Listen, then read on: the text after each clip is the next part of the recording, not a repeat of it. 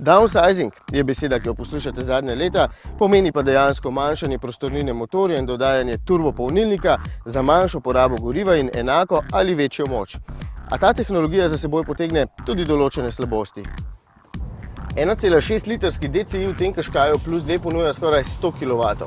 Pri običajni vožnji ne potih, ne porabi veliko, a poskusite se z njim zapeljati po strmi cesti, recimo na Vršič.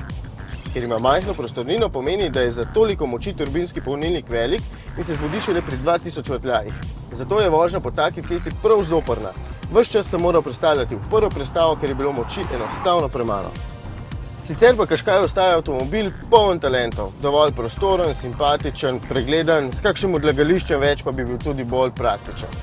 Takšen stane preko 30 tisočakov, a bi bil lahko tudi cenejši. Usnja na sedežih sam sploh ne bi vzel in tudi teh parkirnih kamer vse naokoli ne, ker je ta zaslon enostavno premajhen, da bi si upal avtomobil parkirati samo z njegovo pomočjo. Morda ne potrebujete niti štirikolesnega pogona, čeprav je zaradi njega Qashqai suveren tudi na slabih podlagah. Če ga boste izbrali, pa bi morda priporočil drug motor.